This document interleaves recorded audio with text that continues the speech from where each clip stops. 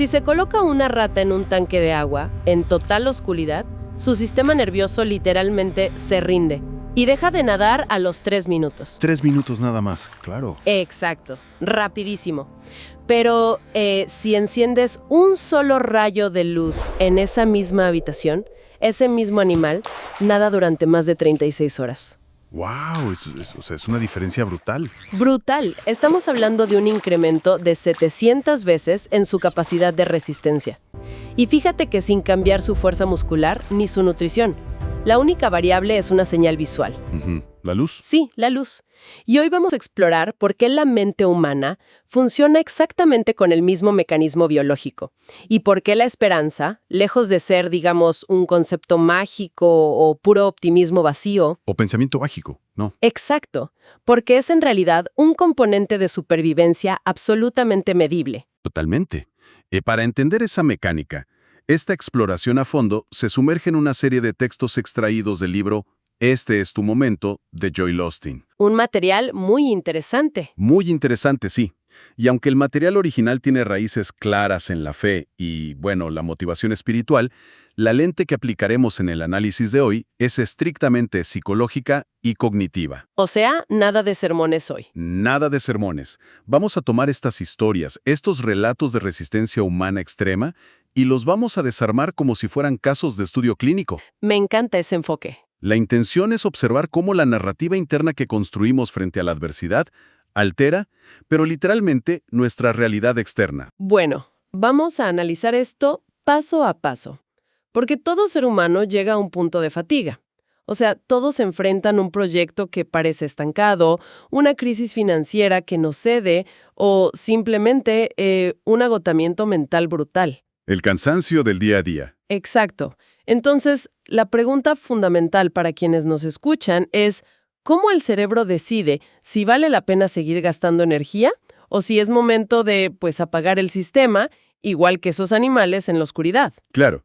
Y ahí es donde entra la importancia de percibir la distancia hacia una meta. El autor ilustra este cálculo cognitivo con una anécdota personal que es muy reveladora. A ver, cuéntanos. Cuenta que estaba de vacaciones en Colorado e intentó subir la montaña Beaver Creek. Y en la base del sendero leyó un enorme letrero que advertía que la caminata hasta la cima tomaba unas 3 horas. Uy, 3 horas de subida. Sí, intenso. Inmediatamente el cerebro asimila ese dato y calibra el esfuerzo físico necesario para sobrevivir ese lapso. Y a los 45 minutos de ascenso continuo, el autor relata que sus pulmones ardían. Me imagino, la altitud no perdona. Para nada. Las piernas no le respondían y la pendiente era casi vertical. Su cálculo interno le decía que aún faltaban más de 2 horas de agonía. Estaba absolutamente listo para darse por vencido. O sea, convencido de que su cuerpo no daba para más. Exactamente. Pero en ese preciso momento ve a un anciano que viene bajando por el mismo sendero. El hombre luce súper tranquilo, caminando sin esfuerzo, y al pasar a su lado simplemente le sonríe y le dice... ¿Qué le dice? Le dice, está más cerca de lo que cree. ¡Wow! ¿Una frase minúscula? Minúscula, pero con un impacto fisiológico masivo. El autor describe que esas simples palabras actuaron como una inyección de adrenalina. Un cambio de perspectiva total. ¿Total? De repente sintió que recobraba la fuerza, sus pulmones parecieron abrirse y encontró un segundo aliento impresionante. 10 minutos después de ese encuentro, fíjate, ya estaba parado en la cumbre. 10 minutos. Espera, ¿entonces había completado una caminata de 3 horas en menos de 1 hora? Así es. Estuvo a segundos de abandonar el esfuerzo, no porque le faltara capacidad física, sino porque su percepción de la distancia estaba completamente distorsionada. Claro, el letrero lo predispuso. Exacto. El anciano funcionó como ese rayo de luz en el experimento del agua, alterando el sistema de preservación del cerebro. Es como si la información externa reprogramara el límite de tolerancia al dolor en tiempo real. Es fascinante. ¿Lo es? Y si llevamos esto a un escenario moderno, es exactamente la misma sensación de estar descargando un archivo inmenso en una computadora o instalando una actualización crítica del sistema. La odiada barra de progreso. Exacto. La barra avanza, llega al 99% y se congela. Pasan 10 minutos, 15 minutos y la pantalla no cambia para nada. Empieza el pánico. Sí, porque como seres humanos, si no podemos ver la barra de progreso moviéndose, el instinto grita que el sistema falló. ¿Y cuál es el resultado? Cancelar la operación y reiniciar la máquina, perdiendo todo el avance. Todo por no esperar un minuto más. Exacto. Esto plantea un dilema enorme para analizar. O sea, ¿cuántos fracasos vitales ocurren simplemente porque alguien, digamos, cancela la operación a milímetros de la meta, solo por no tener una barra de progreso visible en el mundo real? Totalmente. Lo fascinante aquí es que, a nivel biológico, cancelar la operación es una medida de protección. ¿Una medida de protección? ¿Cómo así? Claro, si el entorno no ofrece una garantía visual de éxito, el cuerpo entra en modo de conservación de energía. No hay una pantalla flotante en el aire que nos indique que una crisis económica está al 90% de resolverse. Sería increíble también una, la verdad. Sería ideal. O que un emprendimiento está a un 5% de volverse rentable. Al no haber un indicador visual, la mente debe fabricar su propia luz para evitar que el sistema se apague, por completo. Ujú. Y si vivimos sin barras de progreso, la gran incógnita es cómo soportar la fricción extrema que suele aparecer cuando parece que ya no queda energía. Ahí está el verdadero reto. El texto propone una perspectiva muy inusual para este problema. Sugiere que el pico de fricción, o sea, el momento de mayor dolor, no es una señal de fracaso, sino el indicador más claro de que el objetivo está por materializarse. Es un cambio de paradigma fuerte. Muy fuerte. Y utiliza la experiencia biológica del embarazo y el trabajo de parto para explicarlo. Sí, esa analogía es perfecta. Durante la gestación, los primeros meses requieren adaptación, pero al llegar a la etapa final, la incomodidad física alcanza niveles extremos. Literalmente el cuerpo llega a su límite. El autor comparte una historia bastante gráfica, de hecho, sobre el nacimiento de su primer hijo. Describe cómo, durante las contracciones, su esposa apretaba su brazo con una fuerza tan descomunal que ambos terminaban gritando en la sala del hospital. Me imagino la escena, un caos total. Un caos, sí. Pero la lección implícita es que ese nivel máximo de dolor y presión no significa que el cuerpo materno esté fallando. Todo lo contrario. Las contracciones son el mecanismo mecánico necesario para que el nacimiento ocurra. Claro, sin contracción no hay parto. Exacto. Si se interpreta ese dolor como una enfermedad, la reacción lógica sería intentar detenerlo a toda costa. Pero si se interpreta como el paso ineludible hacia una nueva vida, se soporta. Espera, pero quiero hacer de abogada del diablo aquí. ¿No hay un sesgo de percepción en todo esto? A ver, ¿en qué sentido? O sea, ¿es que realmente los obstáculos se vuelven más grandes y difíciles justo antes de alcanzar el éxito? ¿O simplemente se sienten monumentales porque nuestro nivel de paciencia, recursos y energía está en su punto histórico más bajo después de tanto tiempo esperando? Ah, entiendo por dónde vas. Es decir, cargar una mochila pesada duele muchísimo más en el kilómetro 10 que en el kilómetro 1, aunque el peso sea exactamente idéntico, ¿verdad? Es un punto excelente. Y desde la psicología cognitiva, lo que describe se conoce como agotamiento del ego y fatiga de decisión. Fatiga de decisión, claro. Sí, la fuerza de voluntad y la capacidad para manejar el estrés no son infinitas. Funcionan exactamente como la batería de un teléfono celular. A medida que pasa el tiempo enfrentando obstáculos, esa batería se vacía irremediablemente. Y terminas operando en rojo. Exacto, en modo ahorro. Por lo tanto, un problema de tamaño mediano que al inicio del proceso se habría resuelto fácilmente, al final del proceso se percibe como una montaña insuperable porque tu sistema nervioso está operando con un 1% de batería. O sea, la montaña no creció, tú te hiciste más pequeño, por así decirlo. Precisamente. Y es por esto que el texto introduce un concepto radical para contrarrestar este desgaste fisiológico. Adoptar la identidad de un prisionero de la esperanza. Esto está basado en un antiguo pasaje, Zacarías 9:12. Prisionero de la esperanza, la imagen mental de un prisionero es súper potente. Es alguien que no tiene forma de escapar. Esa es la idea central, encadenar la mente al optimismo de forma tan restrictiva que resulte imposible participar en el cinismo o la negatividad ambiental. Como que te quitas la opción de rendirte. Exactamente, como el caso de Mel Fisher, un buscador de tesoros en Florida, que ilustra este nivel de encadenamiento mental a la perfección. Este hombre vivió 16 años en un bote deteriorado y con goteras buscando un náufrago histórico. 16 años buscando un barco fantasma. ¡Qué locura! Una locura total, y de hecho perdió miembros de su propia familia en el mar durante esa búsqueda. ¡Qué tragedia! Desde cualquier análisis lógico, la batería de su voluntad debió agotarse al segundo o tercer año máximo. Sin embargo, su mecanismo de defensa contra el agotamiento del ego era repetir diariamente una sola frase inquebrantable. ¿Cuál era la frase? Hoy es el día.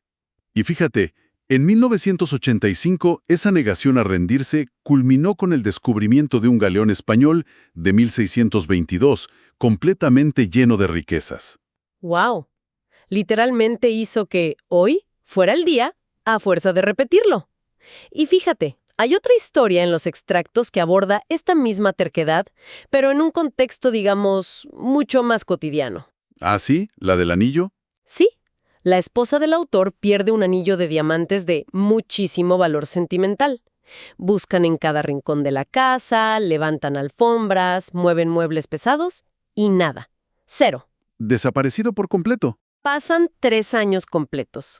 Cualquiera asumiría que el anillo terminó en el desagüe o en la basura, ¿no? A los 3 años ya uno da todo por perdido. Exacto. Pero un día, la policía los detiene en la carretera por exceso de velocidad de noche. Y claro, en el pánico del momento, buscando a ciegas la tarjeta del seguro en la parte más profunda e inaccesible de la guantera del auto. Entre todos los papeles viejos. Ajá. ¿Qué crees que sale a la luz? Pues por supuesto, el anillo perdido. Increíble.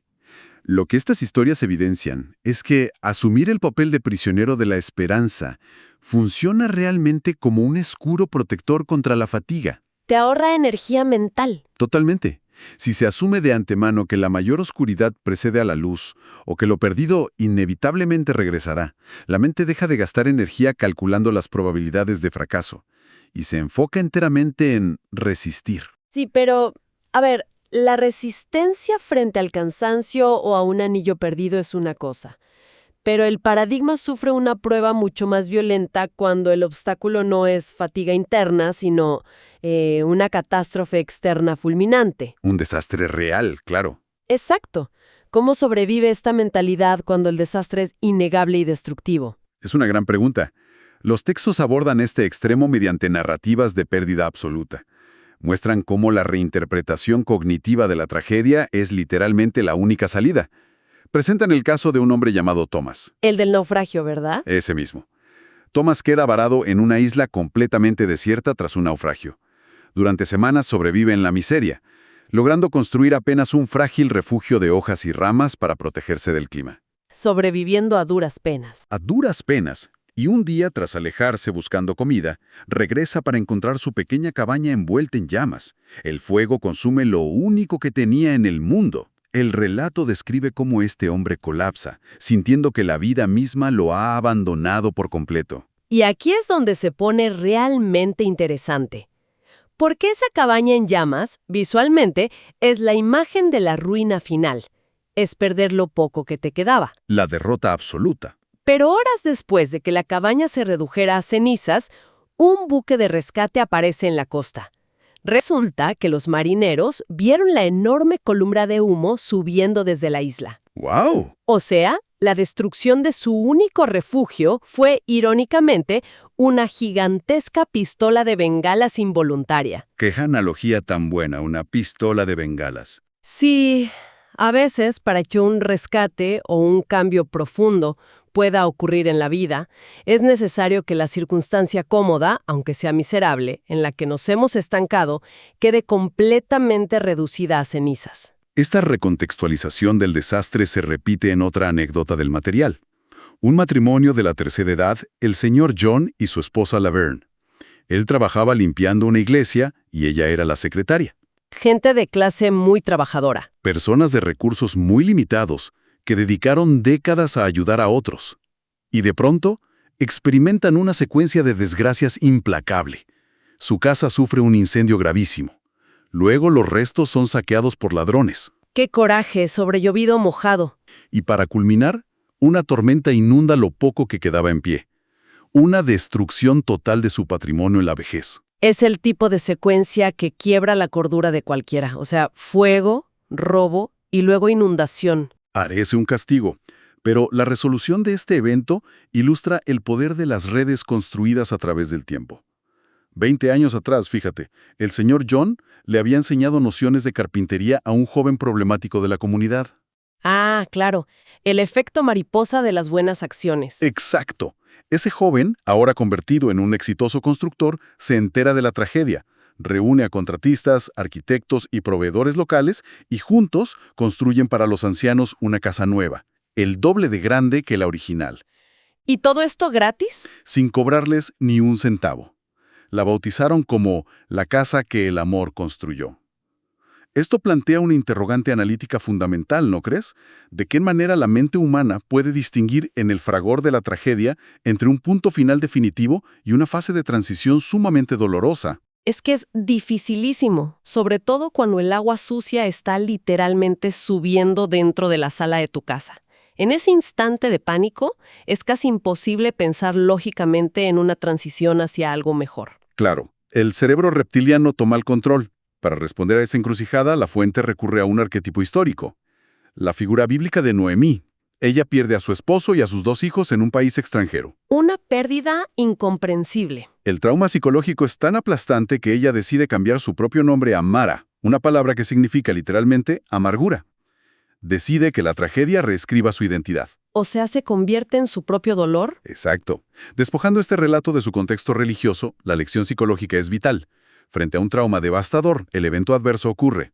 El dolor es innegable, pero permitir que la pérdida altere la identidad central es el error cognitivo más grave. Totalmente de acuerdo. Al autonombrarse amargura, el individuo se transforma permanentemente en el monumento viviente de su propia derrota. Es la diferencia abismal entre verbalizar «he experimentado un fracaso gigantesco» y concluir «soy un completo fracaso». Una vez que la identidad absorbe el daño, el motor de supervivencia se apaga. Se apaga por completo. Ahora, hasta este punto hemos analizado cómo aguantar no, esperar a ser rescatado en la isla o esperar a que la comunidad responda a un incendio. Pero las fuentes llevan este concepto un paso más allá. A la acción. Así es. Demuestran que la esperanza, en su forma más evolucionada, no es un ejercicio de resistencia pasiva, sino un catalizador agresivo para intervenir y modificar sistemas defectuosos en el mundo real. Y la historia de la profesora de sociología Brenda Earhart es la mejor evidencia de esto. El caso de Brenda es espectacular. Ella identificó una falla catastrófica en el sistema social estadounidense. Observó a cientos de niños huérfanos que la burocracia etiquetaba cruelmente como inadoptables. Solo la palabra inadoptable ya da escalofríos. Es terrible. Eran niños que rebotaban de un hogar temporal a otro, sin generar lazos afectivos y que al cumplir la mayoría de edad terminaban estadísticamente en la pobreza o en el sistema penitenciario. Su visión era crear un ecosistema permanente para ellos. Pero supongo que le dijeron que estaba loca. Por supuesto. Las instituciones le advirtieron que el plan era irrealizable, que requería una cantidad de dinero exorbitante y que una profesora universitaria no tenía la capacidad logística para alterar un sistema gubernamental tan arraigado. Le dieron todas las justificaciones racionales para abortar la misión. O sea, todas las razones para no encender la luz de las ratas y dejarse hundir en la oscuridad. Exactamente. Pero ella rechazó la pasividad.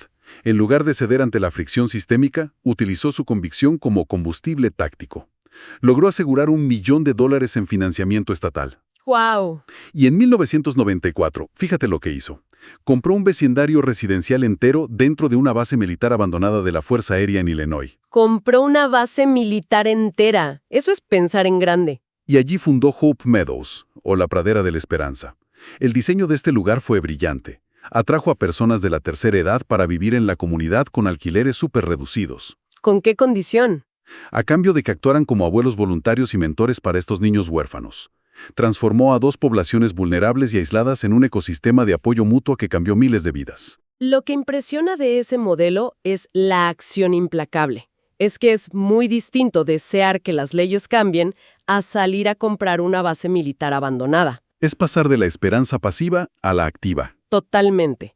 Y hay otra anécdota médica en los textos que refleja esta misma negativa a aceptar un pronóstico oficial y paralizante.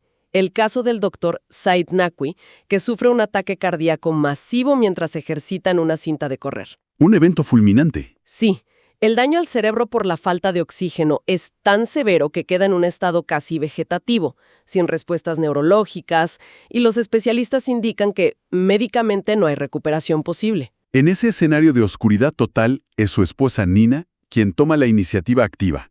Ella rechaza el diagnóstico terminal y comienza a investigar frenéticamente alternativas fuera del protocolo estándar. No se quedó de brazos cruzados. Para nada. Descubre a un médico dispuesto a aplicar un procedimiento completamente experimental en ese momento. Un tratamiento de enfriamiento. Ah, la hipotermia terapéutica. Exacto. Consistía en reducir la temperatura corporal del paciente 8 grados centígrados para frenar la inflamación y proteger el tejido cerebral de daños letales. ¿Y funcionó? Increíblemente sí. A las 6 semanas de aplicar este método, el Dr. Naqvi no solo despertó del estado vegetativo, sino que recuperó sus funciones cognitivas al punto de regresar a su clínica para seguir atendiendo pacientes. Es un giro alucinante. Y resulta muy interesante notar cómo el material fuente juega constantemente con líneas de tiempo que desafían cualquier lógica humana de abandono. Oh sí, las cronologías son extremas. Menciona a la figura de Simeón esperando pacientemente 20 años para haber cumplido una promesa, a Moisés atravesando un desierto durante 4 décadas, e incluso introduce el humor para romper la tensión narrativa. La historia de la cita a ciegas, ¿no? Sí, relatando la historia de una mujer de 85 años que decide ir a una cita a ciegas con un caballero de 92. Cuando la mujer regresa a casa visiblemente frustrada, su hija le pregunta si el anciano intentó propasarse. ¿Y qué responde? Ella responde, no, por un momento pensé que se había muerto. Es un gran alivio cómico en medio de tanta intensidad. Pero, más allá de la pausa cómica, el uso deliberado de estos plazos temporales extremos tiene un propósito analítico claro. ¿Cuál sería? Subraya que, para la mente verdaderamente anclada en una meta, el tiempo cronológico pierde su peso destructivo. Lo que importa no es el calendario, sino mantener la integridad estructural de la visión sin importar si pasan meses o años. Entonces, ¿qué significa todo esto en la práctica? Si ponemos sobre la balanza la convicción interna por un lado y la capacidad de agencia por el otro, ¿dónde se traza realmente la línea divisoria? ¿Entre qué cosas exactamente? Entre tener fe en que las circunstancias van a mejorar por sí solas y la decisión agotadora de tomar el control, investigar tratamientos experimentales o buscar millones en fondos para forzar a la realidad a cambiar. Es un balance muy delicado. La conclusión que destilan estos extractos es que ambas fuerzas son absolutamente interdependientes. La esperanza en su estado puro, sin la voluntad de actuar, degenera en una simple fantasía pasiva. Un conformismo disfrazado de optimismo. Exacto. Pero la acción desprovista de esperanza conduce irremediablemente al agotamiento rápido y letal. Es el equivalente a la rata hundiéndose a los 3 minutos en el estanque. Porque la acción pura quema toda la gasolina mental de golpe. Así es. La esperanza actúa como el sistema operativo de base que impide que el cerebro active el protocolo de rendición. Mantiene el motor cognitivo en marcha el tiempo suficiente para que la persona pueda ejecutar el trabajo táctico y pesado de construir su propia salida, tal como lo hicieron Brenda Kearth y Nina Naqvi. Al observar el panorama completo de esta exploración a fondo, el arco analítico es fascinante. Se inicia entendiendo la vulnerabilidad biológica frente a la falta de información visual, o sea, las ratas en el agua, pasando por la reinterpretación del dolor como una señal de proximidad al objetivo. El trabajo de parto de los sueños. Exacto. Luego se transita hacia la reevaluación de los desastres absolutos, descubriendo cómo una cabaña, convertida en cenizas, puede ser el catalizador de un rescate. Finalmente, se llega al nivel de maestría. Utilizar esa resistencia interna para ejecutar acciones sistémicas que transforman el entorno social o médico. Es una progresión completa que traza el mapa desde la alteración de la química cerebral interna hasta la modificación tangible del mundo físico. Y para cerrar el análisis de hoy, hay una última imagen detallada en la obra original que captura esta esencia a la perfección. El texto describe una pintura colgada en la pared de una oficina. Ah, la pintura del bote. Sí, la imagen muestra un pesado y antiguo bote de remos de madera encallado profundamente en la arena seca de una playa. Detrás, el agua del océano se ve sumamente distante. A primera vista, la obra transmite una sensación desoladora de estancamiento. Claro, un bote que no sirve para nada en la tierra. Exacto. Una embarcación diseñada para el mar pudriéndose en la tierra, inmovilizada y sin propósito aparente. Sin embargo, en la parte inferior del marco hay una pequeña placa metálica dorada con el título de la obra. Solo dice, «La marea siempre regresa». Es brillante. Esa simple frase altera instantáneamente la interpretación cognitiva de toda la escena visual. La cambia por completo. El mensaje encapsulado es que, aunque el escenario actual sugiera una inmovilidad permanente o una sequía absoluta en nuestras vidas, las condiciones del entorno están garantizadas a cambiar. Las aguas inevitablemente volverán a subir. Y ahí está la clave de la acción. Sí, porque esa nueva marea solo será útil para aquellos que, durante los años de sequía, tomaron la decisión activa de parchar el casco de su embarcación y mantener las velas listas para navegar. Totalmente. Y para dejar a quienes nos escuchan con una idea provocadora para procesar mucho después de finalizar este análisis, A ver, danos algo para pensar. si conectamos todo esto directamente con la anatomía del cerebro humano, el material fuente enmarca todas estas sincronicidades. El rescate exacto, el descubrimiento del anillo oculto, el apoyo milagroso de la comunidad como el resultado de un favor divino. Ajá, esa es la lectura espiritual de la fuente. Pero si analizamos esto desde la neurobiología más estricta, surge una hipótesis increíble.